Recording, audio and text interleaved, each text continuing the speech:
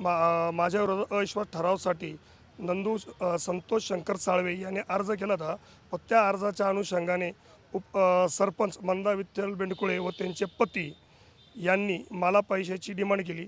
ती डिमांड करत असताना मी त्यांची डिमांड मान्य केली नाही, कारण की मी या पहिले जो सरपंच झालो त्यांना कुणालाही 1 रुपया न देता मी जनतेतून उपसरपंच झालेलो आहे। यासाठी त्यांनी माझ्याकडे जेव्हा पैशाची डिमांड केली, त्यांनी मागितले माझ्याकडून 50,000 रुपये। 50,000 ते 25वर आले। शेवट त्यांनी 15,000 रुपये मागले। मी सर्व माहिती घेऊन नाशिकमधील एंटी करप्शन ब्युरो या ऑफिसमध्ये जाऊन तेथील संबंधित अधिकाऱ्यांना त्यांची तक्रार दिली व तक्रार दिल्यानंतर अधिकाऱ्यांनी त्यांना या सर्व अविश्वास ठरावाबद्दल, हा अविश्वास ठराव जर तुम्हाला मान्य करायचा नसेल तर तुम्ही आम्हाला 50,000 रुपये लाच द्या, असं त्यांनी मला स्पेसिफिक सांगितलेलं होतं।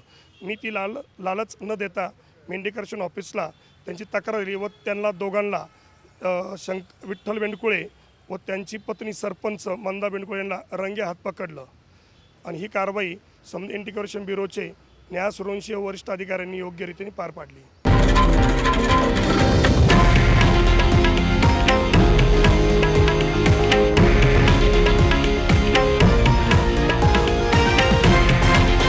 हे आहे देशातील नंबर 1 न्यूज नेटवर्क आणि आपण पाहत आहात TV9 मराठी, एकमेव।